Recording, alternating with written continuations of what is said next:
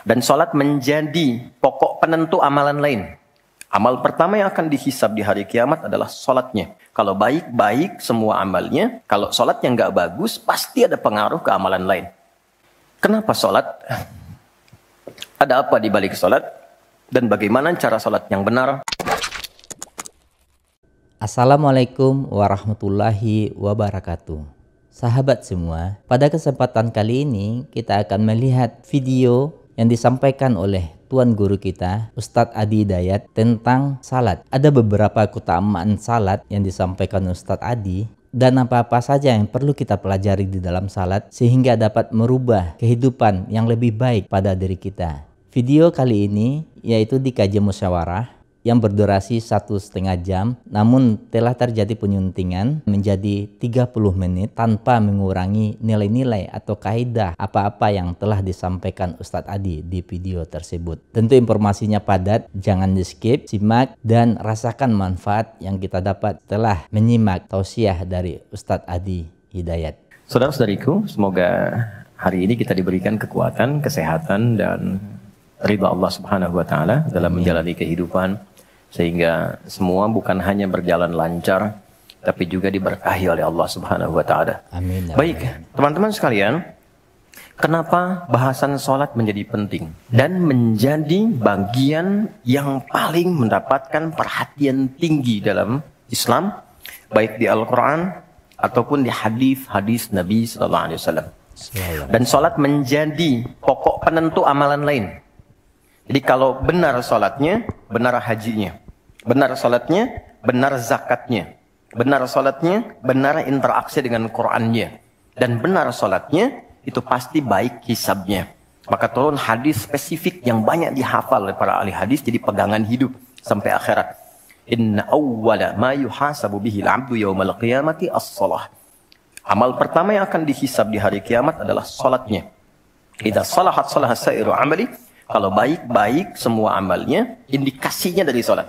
Wa idza fasadat fasada sa'iru amali. Kalau salat yang enggak bagus, pasti ada pengaruh ke amalan lain.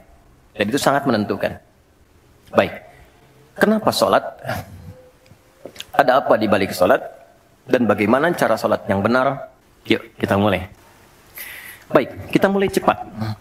Salat. Apa itu salat? Doa. Apalagi? Kenapa doa disebut sholat? Kenapa nggak disebut doa aja? Apa itu sholat? Doa. Apa itu doa? Sholat. Oke, yuk kita urutkan dari segi katanya dulu. As-sholah, kurang lebih begini.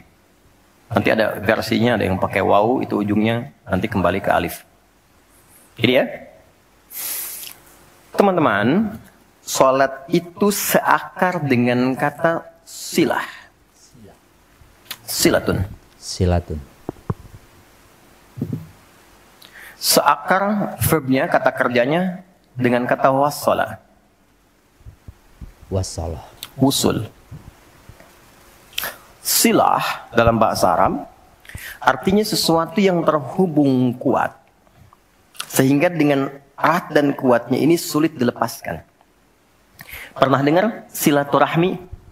Ya kan? Kenapa disebut dengan silaturahmi? Karena ada hubungan perhatian kasih yang dalam, sehingga dimanapun dia masih tersambung untuk memperhatikan. Jadi silaturahmi itu bukan begini, bukan Anda kumpul, menyapa di teman yang hadir. Itu bukan silaturahim. Anda menyapa orangnya ada, wajar, orangnya masih ada. Tapi ketika Anda pulang, Anda mendoakan dan support pada kebaikan, itulah silah namanya. Nah, hubungan yang melatih kita supaya terus terhubung dengan Allah, sehingga tak terpisahkan pengawasan Allah kepada kita, perlindungan Allah kepada kita, pemberian Allah kepada kita di setiap waktu dan tempat dimanapun. Itu dinamakan dengan sholat namanya. Karena itu, ciri keberhasilan orang yang sholat, yang pertama kali dapatkan adanya konektivitas dengan Allah. Sampai dia koneksinya ke Allah. Karena itu disebut wusul. Kenapa secara fikih dinamakan dengan doa? Karena saat berdoa kan terkoneksi dengan Allah. Ya kan? Nah, doa yang terkoneksi secara formal kepada Allah itu disebut dengan sholat. Quran surah keempat, dalilnya An-Nisa ayat 103. Quran surah 4 ayat 103. Paling kanan agak sedikit ke atas tuh di mushaf standar.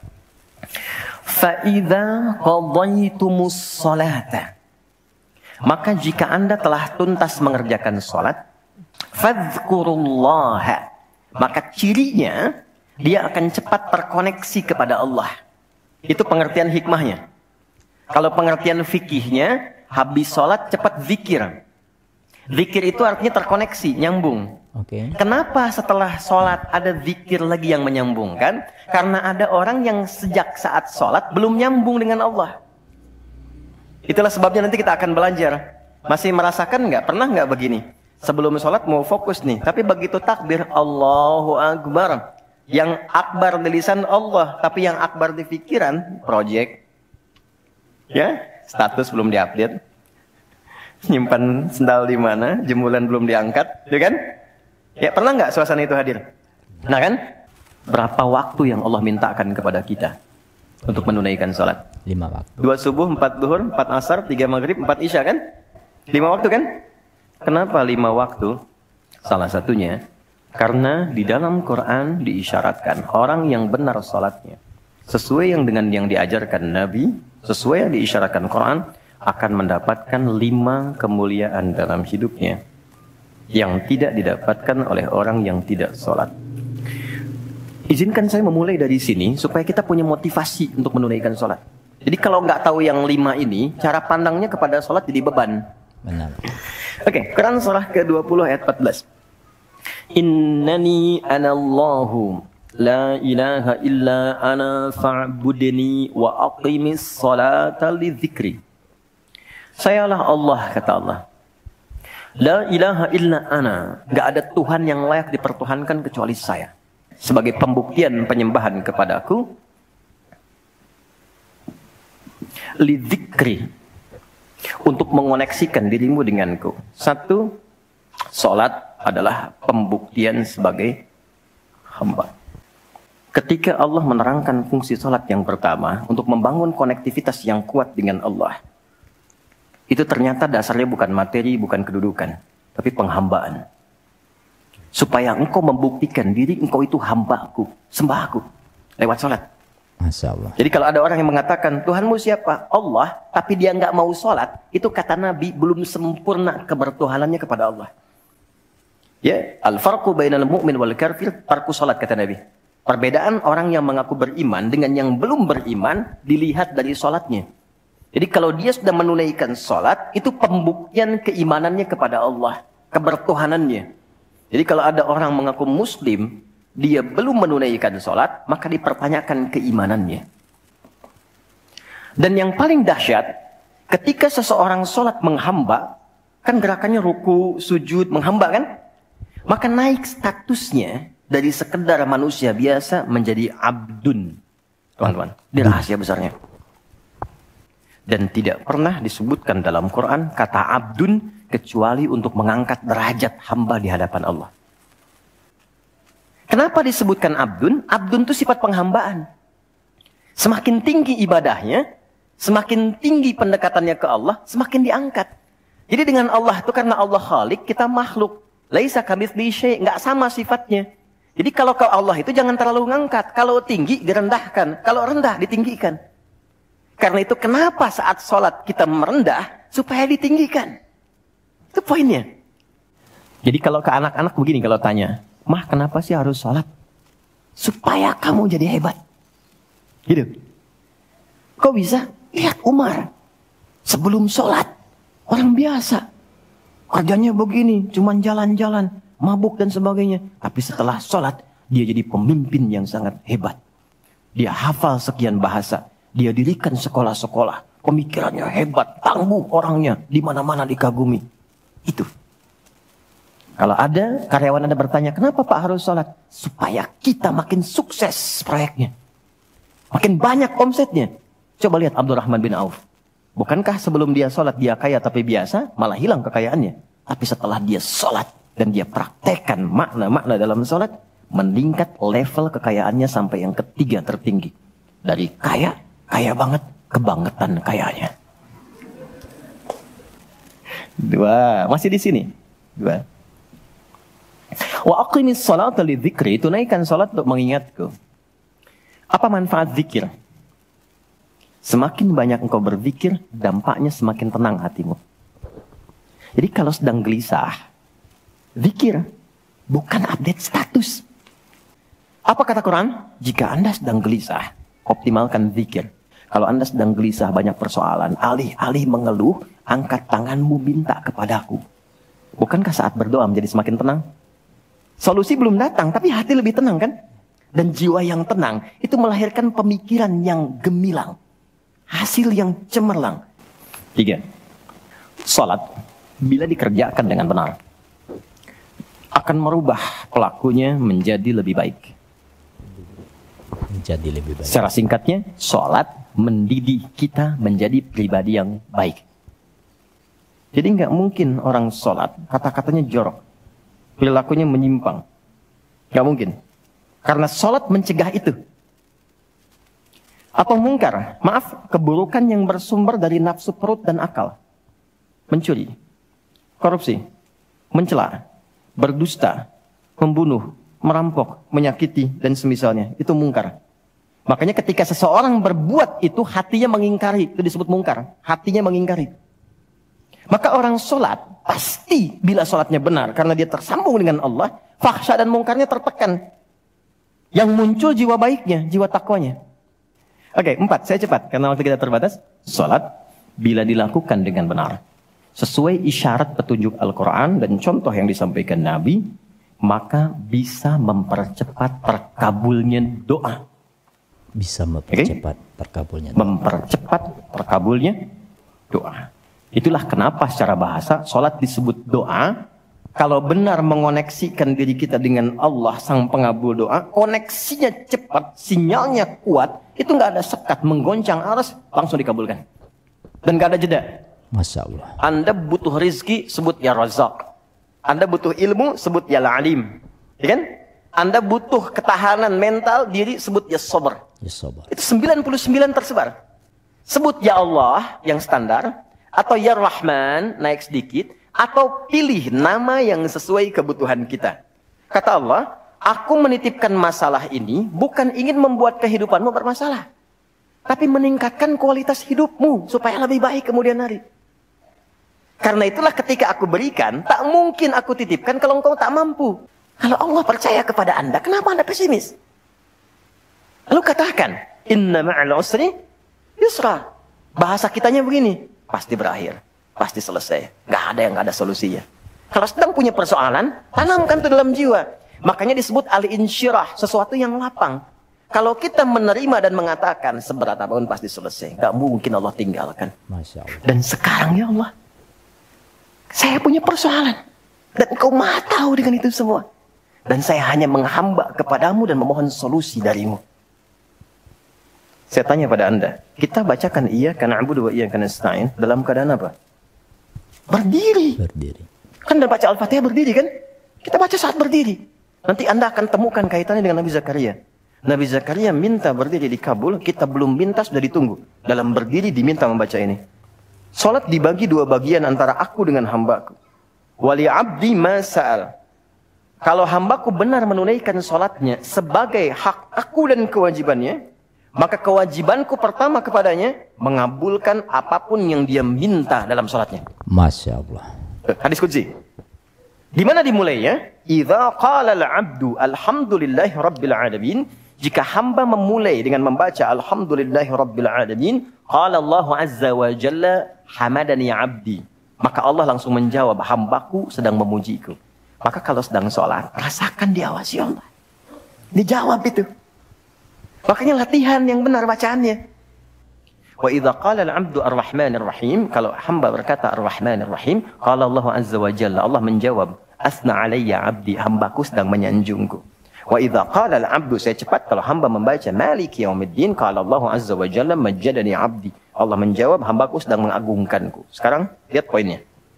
Wa idza qala al-'abdu iyyaka na'budu wa iyyaka nasta'in. Kalau hamba membaca sampai di kalimat ini, ya Allah, sekarang aku menyembah seperti engkau perintahkan hanya kepadamu.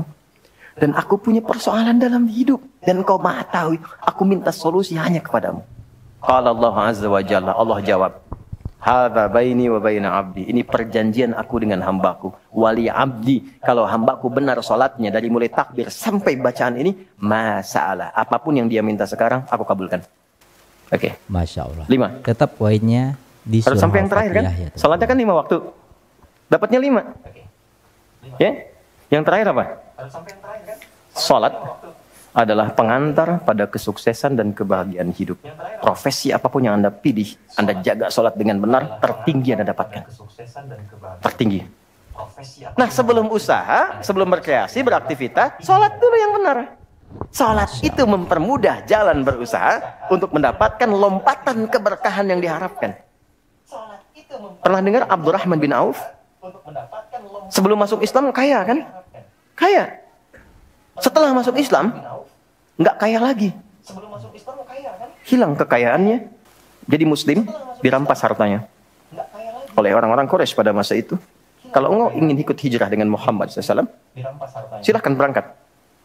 Tapi hartamu kami rampas. Berangkat dengan pakaian yang melekat di badan saja. Silahkan. Ternyata beliau memilih hijrah. Saya dengar Anda ditinggalkan keluarga. Kalau ingin nikah lagi, pilih perempuan paling engkau sukai di wilayah ini. Walaupun bagian dari keluarga aku, pilih. Aku fasilitasi pernikahannya. Beliau mengatakan terima kasih atas tawarannya. Bahasa kita jazakallah khair. Terima kasih atas tawarannya. Arini ainal aswaq. Cukup tunjukkan padaku di mana pusat bisnisnya. Cukup tunjukkan padaku di mana pusat bisnisnya. Itu dipraktekkan pencerahan dari Nabi tentang makna sholat. Jadi rupanya sholat dari bagian awal sampai akhir itu ada artinya, ada maknanya. Itu dipraktekkan oleh beliau. Cuman dalam jangka waktu 2 tahun menuju tahun ketiga, berubahlah jadi orang paling kaya nomor 3 di Madinah. Sampai jadi nomor 1 di Madinah. Sampai hartanya bisa memberikan sedekah kepada semua penduduk Madinah. Viral kisahnya. Selama kita salat. Ribuan kali ruku', ribuan kali sujud. Apakah salat yang dilakukan sudah membuat diri kita menjadi tenang? Apakah sudah merasa dekat dengan Allah sehingga semua kegiatan merasa terawasi? Kata-katanya baik, pandangannya terukur, langkahnya ke tempat yang disukai. Apakah salat sudah membuat diri kita lebih tenang? Apakah salat menjadikan doa kita sudah terkabul? Apakah salat menjadikan diri sudah lebih baik? Jangan-jangan ada orang motivasi salatnya pun untuk berbuat yang tidak baik. Dari awal bacaan pokoknya sama semua. Kenapa hasilnya bisa beda? Sumbernya hanya 2 masalahnya. Masalahnya 2. 1, boleh jadi orang salat itu kata Allah tidak mendapatkan 1 dari 5 ini karena kurang khusyuk dalam salatnya. 2, boleh jadi tidak didapatkan 1 dari 5 ini karena ada orang yang sholat, tidak mengerti, tidak memahami apa yang dia baca dan dia lakukan dalam sholatnya. Coba lihat selama ini sholatnya masing-masing. Paham nggak yang dibaca tuh? Masalahnya itu yang tidak bermanfaat salat bagi kita. Pertama itu kurang kusuk. Yang kedua, tidak mengerti dan paham apa yang kita ucapkan di dalam sholat tersebut. Jangan-jangan ruku nggak ngerti yang dibaca. Sujud nggak paham yang diungkapkan. Bagaimana bisa khusyuk kalau nggak ngerti apa yang dilakukan? Kadang-kadang abis minta lagi. Rabbighfirli warhamni wajburni warzuqni. Minta rizki kan? Dalam duduk di antara 2 sujud itu. Habis sholat minta lagi, ya Allah berikan aku rizki. Kata malaikat, yang tadi apa dalam sholat? Tadi warzuqni. Khusyuk tadi di sini ya tulisannya. Khusyuk. Jazakallah khair. Quran surah kedua ayat 45 sampai 46. Oke, pelan-pelan. Wasta'inu bis sabri was salat. Wa innaha lakabiratun illa 'alal khashi'in. Fokus, tenang. Di sini Allah mengkomparasikan antara sabar dengan khusyuk. Sabar aja nggak mudah kan? Khusyuk itu di atas sabar. Jadi kalau nggak paham ilmunya, sulit mendapatkan khusyuk. Oke. Wasta'inu, jika Anda punya persoalan dalam hidup, Bisabri, terimalah dengan sabar dulu. Catat, runtutkan, wassalah, bawa dalam salat, minta solusi kepada Allah. Wa innaha, lihat kata gantinya ha, bukan hu. Kalau hu ke sabar, huma keduanya, ha ke salat. Dan salat itu lakabiratun, pakai lam, lamnya taukid, penguat. Sungguh kalau tidak serius, tidak benar, akan dirasakan berat. Jangankan saat memulai, ya, dapat panggilan aja, kalau memang sifat khusyuk belum ada, itu berat. Berat. Kalau khusyuk itu belum ada, berat. Allahu Akbar, mau bangun berat. Tapi kalau khusyuk sudah ada, belum dipanggil, udah siap-siap. Subuh jam 4.35, jam 4 udah bangun. Untuk persiapan.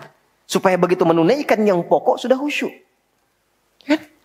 Tapi kalau itu belum ada, panggilan 4.35, bangun 5.34 pun belum sadar. Biasa aja. Illa 'alal khashi'in. Kecuali bagi orang khusyuk. Nah, siapa orang khusyuk itu? Ini penjelasan dari Al-Qur'annya. Ini cuma 2 saja langkah untuk khusyuk. Ketika Allah menyampaikan kata khusyuk, ternyata persiapannya dimulai sebelum salat. Kalau ingin khusyuk, kata Allah, siapkan sebelum salat. Apa persiapannya? Teruskan ayatnya. Alladzina yadhunnuna annahum mulaqu rabbihim, bahwa ia menguatkan kepada dirinya akan menghadap kepada Rabbnya. Menghadap nih kepada Allah.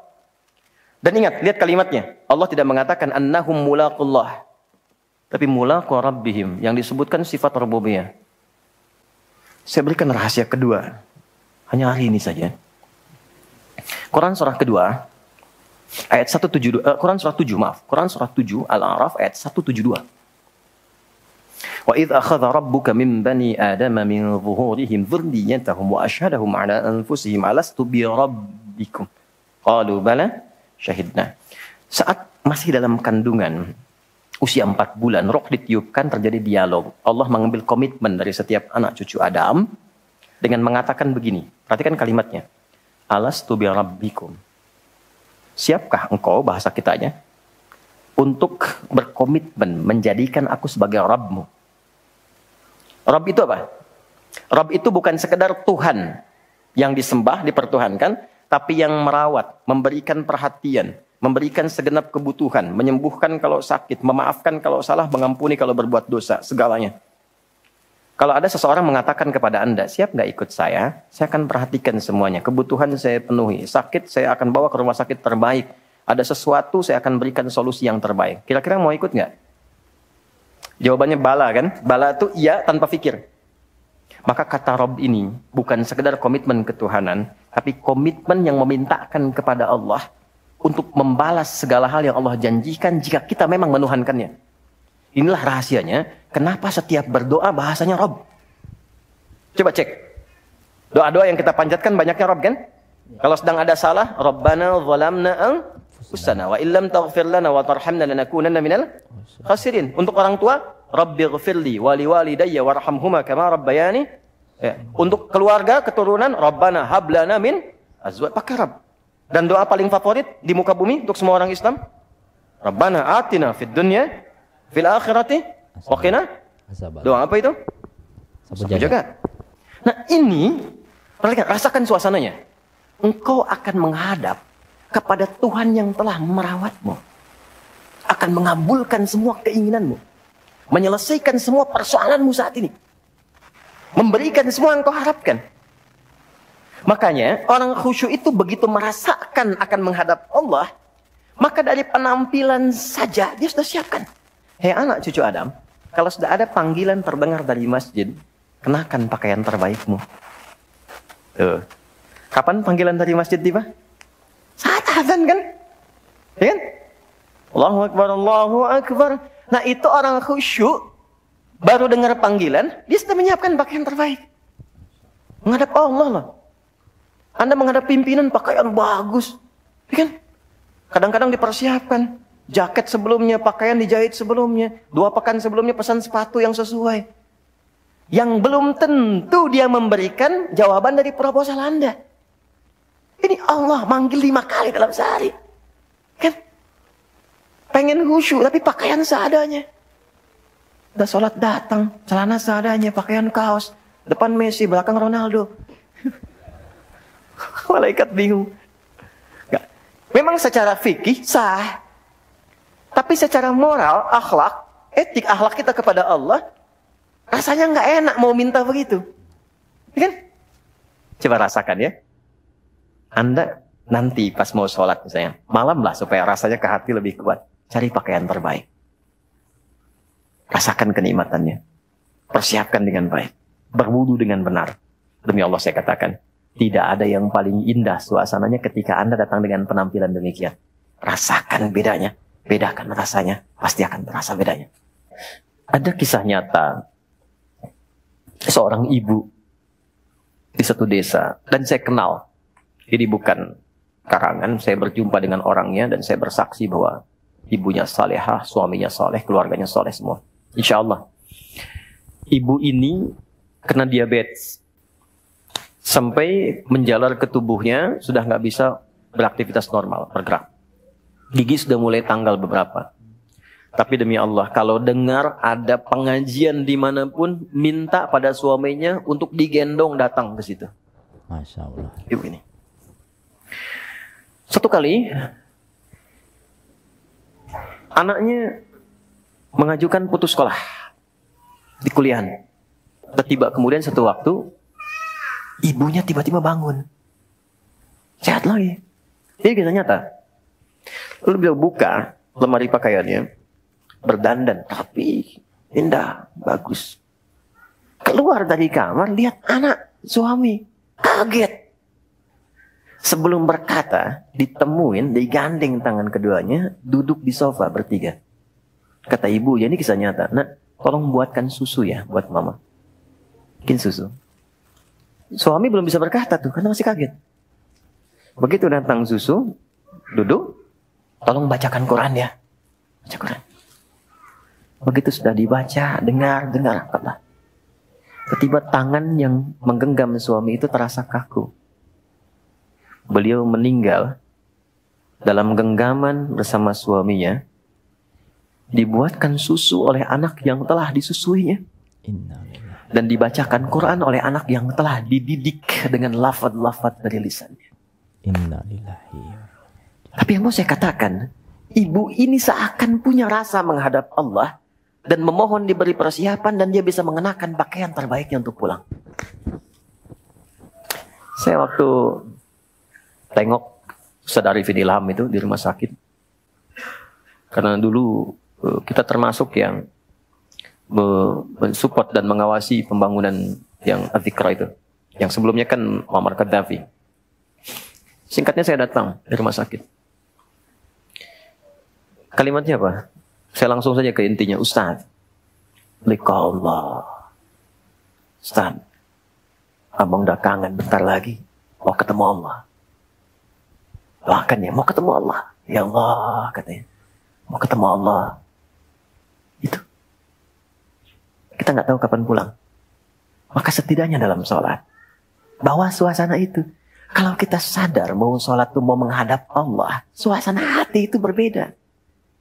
Makanya imam kan sebelum mimpin berbalik dulu kan kepada makmum. Apa di antara kalimatnya? Sallu sholatan muwadda'. Teman-teman, jamaah sekalian, yuk siap-siap sholat. Rasakan sholat ini sholat perpisahan kita dengan dunia. Mungkin kita akan pulang menghadap Allah.